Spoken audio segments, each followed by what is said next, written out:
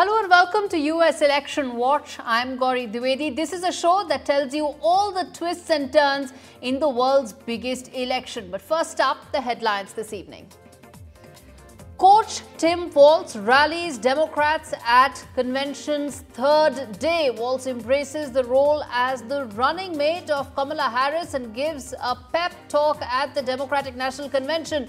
Meanwhile, Bill Clinton, John Legend and Oprah Winfrey complete the star-studded day 3 of the convention. Parents of one of the hostages of Gaza also shared the agony of being a hostage. Stage is set for Vice President Harris to wrap up the DNC with a nomination speech. Harris to cap the Democrat convention with a historic speech. Donald Trump slams Kamala Harris's economic agenda at a rally. Trump defends the stance on federal abortion ban. Robert F. Kennedy Jr. expected to end his presidential campaign. He is likely to endorse Donald Trump for the president.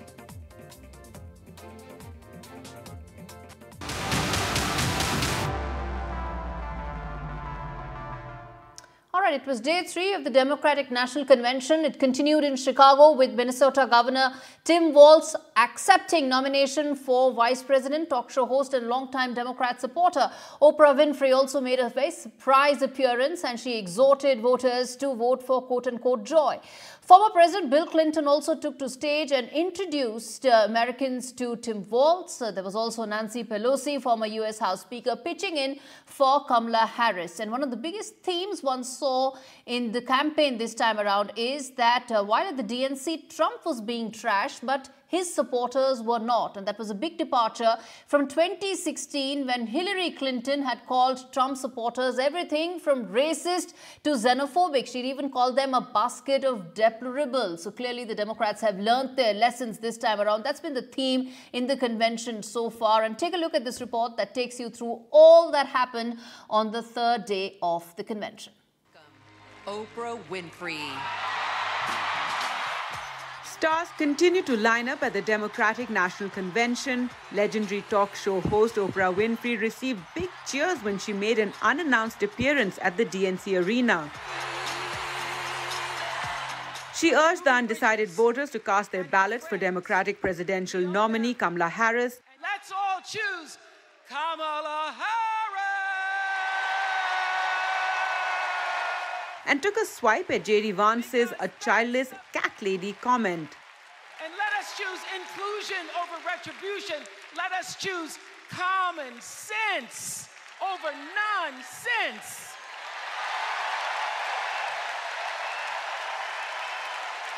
Because that's the best of America.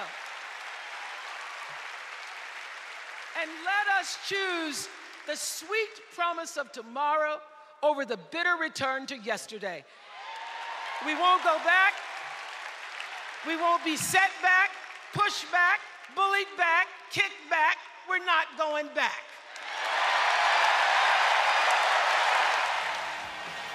Former President Bill Clinton, while addressing his 12th Democratic Convention, cautioned Democrats against complacency and said that the country needs Kamala Harris as president.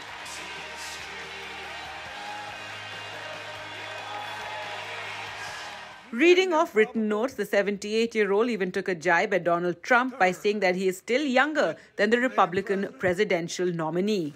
So in 2024, we got a pretty clear choice, it seems to me. Kamala Harris for the people.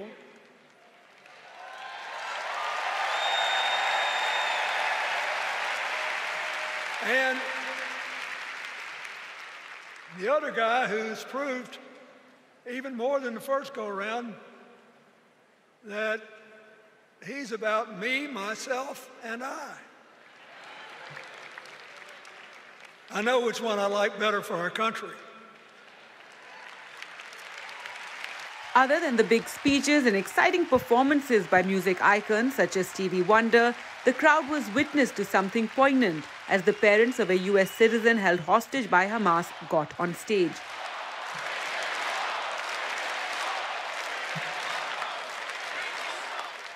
The crowd now awaits Kamala Harris, who is set to deliver her speech on the final day of the convention on Thursday. With Vishal Vivek, Gargi Rawat for NDTV. All right, let's get in Kane Farabao, who's a reporter at Voice of America, joining me live on the broadcast. Kane, you've been tracking the convention the last 3 days. Day 4 is set to begin now. Take us through what's expected. There's, of course, Kamala Harris's big speech. But tell us, what's the mood like right now? Well, each day here at the United Center in Chicago, the crowds have seemingly been getting bigger.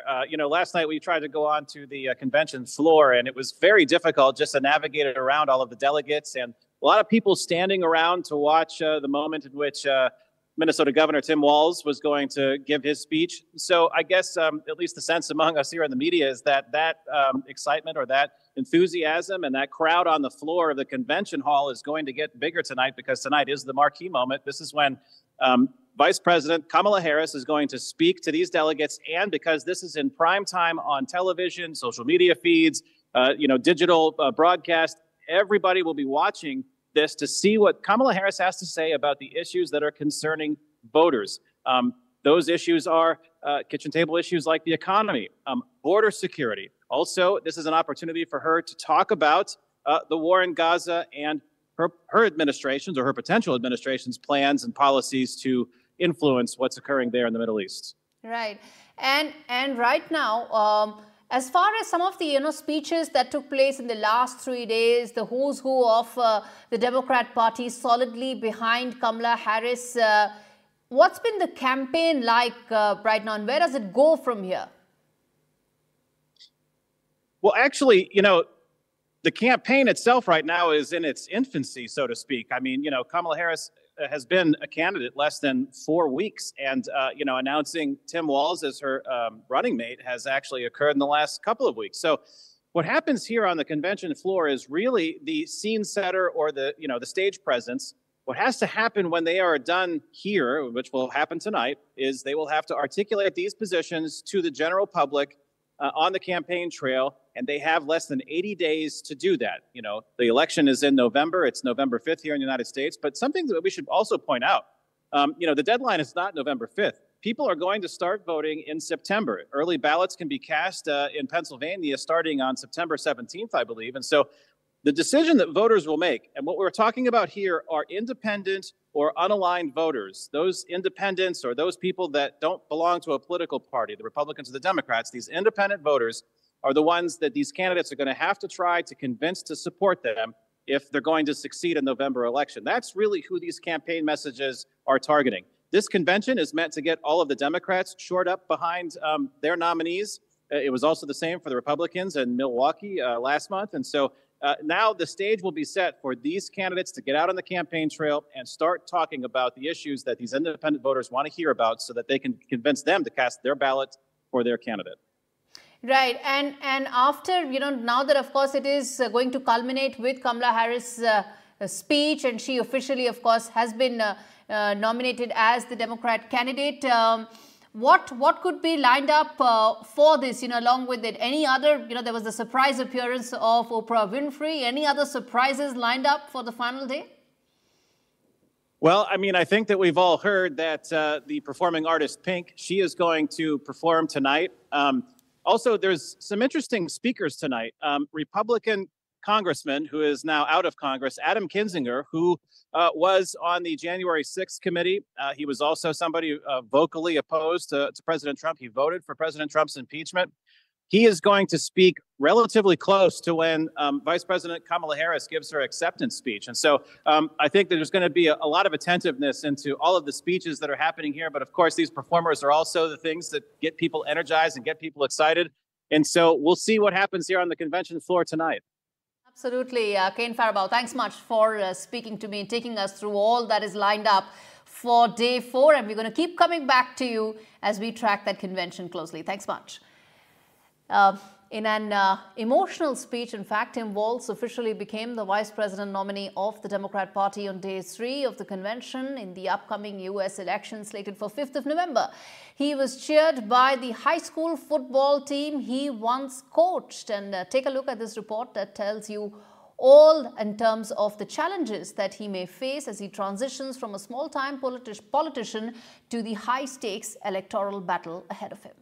When we fight, when we fight, when we fight. U.S. Vice Presidential nominee Tim Walz, in unison with the crowd at the Democratic National Convention, the biggest stage of his career. The Minnesota governor said that it's the honor of his life to accept the nomination for vice president, adding that the Democrats will turn the page of Republican presidential nominee Donald Trump. That's how we'll build a country where workers come first. Healthcare and housing are human rights. And the government stays the hell out of your bedroom. Walz's walk-off song was Neil Young's Rockin' in the Free World, as he was joined by his family on the stage. While it is safe to say that Walz had a good outing during his big stage debut, there are several challenges that remain for the firebrand politician. The Walz has been catapulted onto the biggest stage. The American public is still getting to know him. In fact, reports say that about 4 in 10 Americans don't know enough about him. Attracting rural voters to the Democratic Party seems to be one of the primary reasons for Walz sealing the nomination. However, reports suggest that he has had limited access in rural contests. But he does seem to be doing better than the Republican vice presidential nominee J.D. Vance. A recent Washington Post poll on the two nominees' popularity shows that Walz has secured a marginal advantage among voters across the United States. The Minnesota governor has started off well, but the race is far from over. With Vishal Vivek, Parmeshwar Bava for NDTV World.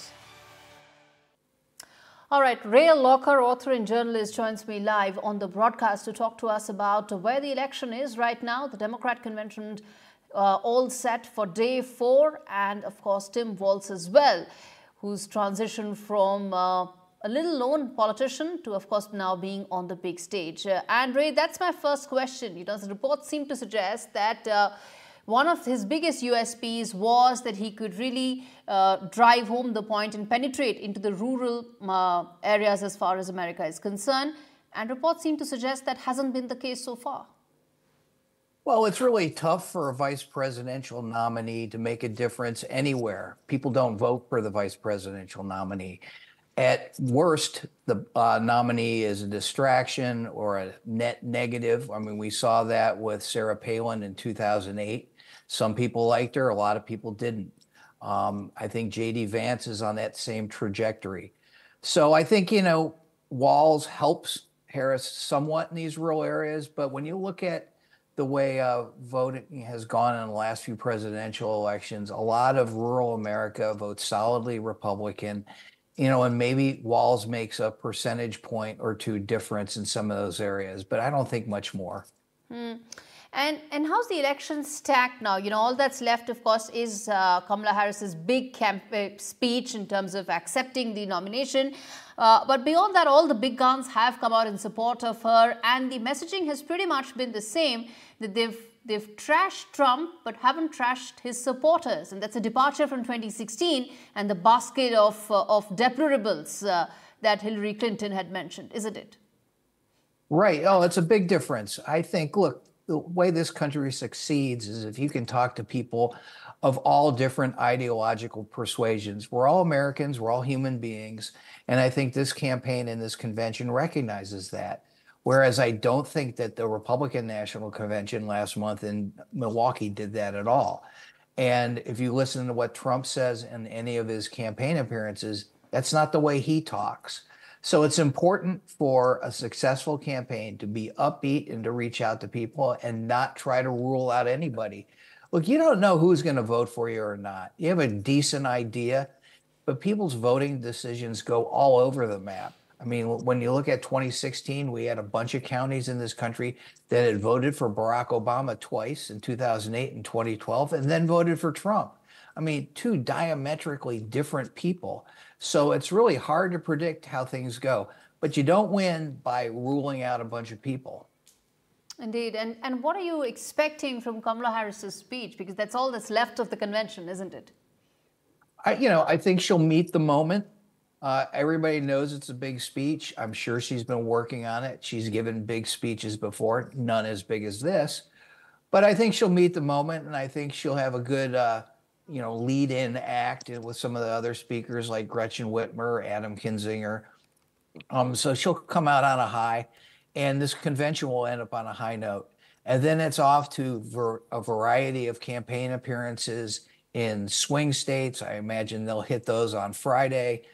And throughout the weekend, they capitalize on the media attention they're going to get. And then she's got to prepare for the September 10th debate with Trump. And lastly, it's about reaching out to some of those undecided voters, isn't it? Because even in the 2020 election, it really came down to those undecided voters and those swing states. And how is she going to reach out to those undecided voters this time around? Well, I think when you look at the ground game that the Democrats have lined up in these swing states, like Pennsylvania, they have 15 field offices. Trump has 1. And those are people who are going out, knocking on doors and talking to people and making sure people get out to vote. And when you have states like Virginia, for example, that has early voting, people know who voted and who has yet to vote. So they keep going back to the people who are on their list who haven't voted yet to make sure they get out and vote. That can be very effective. You know, I worked on some stories in 2012 when I was at USA Today about how well the Obama campaign did that in states like Nevada. Keep going back to those people who haven't voted to make sure that they do vote. Okay. And I think that the Democrats, based on what I've seen so far, have a much better ground game than the Republicans do. And in a close election, that can really make a big difference. All right, Ray Locker, let's leave it there. Thanks much for speaking to me. It all comes down to voter mapping in every election, doesn't it? We're going to keep coming back as we track that election in greater detail. In fact, one of the most contentious issues in American politics has been around the issue of abortion, reproductive rights of women against pro-life campaigners essentially coming from their Christian beliefs. Kamala Harris has called on Congress to pass legislation guaranteeing federal law abortion access, a right that stood for nearly 50 years before being overturned by the Supreme Court. And she's promoted the administration's efforts short of a federal law, including steps to protect women who travel to obtain abortions and limit how law enforcement collects medical records. Republican presidential nominee Donald Trump has said that he believes the procedure should be restricted and announced last spring that decisions on access and cutoffs should in fact be left best to states. Trump said that he would not sign a national abortion ban into law this time around. That, remember, is one of the key issues on which the election is set to be divided, and that's exactly what we would now do a deep dive on. Where does American politics stand as far as abortion is concerned? But first, listen in to what Oprah Winfrey said on this, and we come back and discuss this in detail. Over the last couple of nights, we have all seen brave people walk onto this stage and share their most private pain. Amanda and Josh, Caitlin, Hadley, they told us their stories of rape and incest and near-death experiences from having the state deny them the abortion that their doctor explained was medically necessary. And they've told us these things for one reason, and that is to keep what happened to them from happening to anybody else. Because if you do not have autonomy over this, if you cannot control when and how you choose to bring your children into this world and how they are raised and supported, there is no American dream. All right, that's a question. Let's take to Joshua Wilson, joining us on the broadcast, Professor of Political Science, University of Denver. Mr. Wilson, morning to you. And the question is, it boils down to abortion, doesn't it? And large pockets of America, that could be a key issue on which voters would decide. Yeah, both campaigns really need to work on mobilization. So getting voters not just to side with them, but to actually turn out. And Democrats have really seen since the overturning of Roe versus Wade that abortion is one way to really mobilize their voters. And so this is a really central issue for the Democratic Party. It indeed is. Let's take our viewers through some of the key facts, which is that 22 states ban or restrict abortion. 14 states have enacted near total abortion ban. And millions of girls and women are denied abortion care. Nearly 1 in 5 travel out of their state for abortion care. And there are, of course, possible penalties that could be imposed from imprisonment to medical license suspension. So, which are the swing states, Dr. Wilson, that you think this could actually be of great significance? Because that's where it boils down to. Yeah, so really there's a lot of discussion around Arizona and what's called the blue wall, also with Wisconsin and Michigan and Pennsylvania. And so when you showed that map just a little while ago there, Arizona is one of the states that actually has... Let's keep that map on. Oh, okay. Yeah, go ahead. Yeah. Yes. But Arizona is one of the states that actually has abortion on the ballot. And so the hope there, right, for the Democratic Party is that you're not only bringing voters to come talk or to come vote on the presidency, but you're really getting them to come out also and vote directly on abortion. So that those two topics can be, mutually reinforcing there. But really this election is going to boil down to a handful of states. We know that abortion has been a winning issue for Democrats. It's been a very problematic issue for Republicans. And the margins are so close in this election that the Democratic Party is really hoping that focusing on abortion, making reproductive rights a real central issue, that it'll matter enough, that you can get enough voters out and voting for not just abortion, but for a slate of Democratic candidates. Is there some dilution in Trump's position as well, from saying that there could be a ban to saying that, I leave it on to the states? Yeah, so it's really interesting to see the way that Trump is running on abortion now versus the way that Trump ran on abortion back in 2016, right? In 2016, he had the position of being able to talk about abortion, that he was going to overturn abortion by appointing new justices to the Supreme Court. And, that was able to turn out Republican voters. That was a real winning strategy to get those Republican voters to turn out. Now we're seeing that the Trump campaign and Republicans have learned since Roe versus Wade was overturned in the Dobbs decision that abortion is deeply problematic for them. And so Trump is trying to walk this line between saying that he's kind of not going to do anything else, that this is now up to the states, and as we saw in the debate, falsely saying that, the majority of people in the U.S. wanted this. So he's trying to walk this line where he doesn't completely disavow his old position, but he's trying to make the election about something else. Like he would much rather talk about immigration and crime and would be very happy not having to talk about abortion at all, which again is why the Democratic Party is keeping the issue front and center. It's good for their party, it's bad for the Republicans. Indeed, a key issue on which America will be voting on the 5th of November.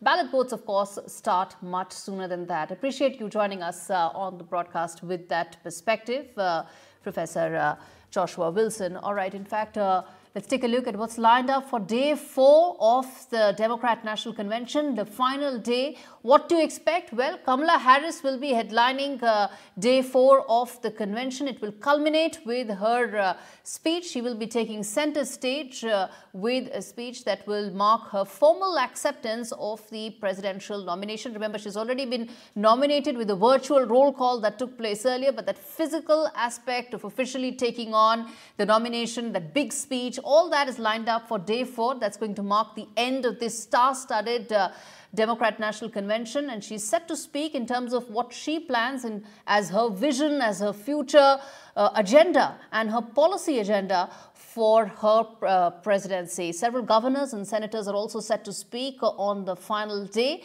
and pop star Pink will also be there in terms of wrapping up the star-studded Democrat convention. As I said, there could be some protests as well, and let's see, and it remains to be seen whether they actually grab any headlines or will it be Kamala Harris all the way.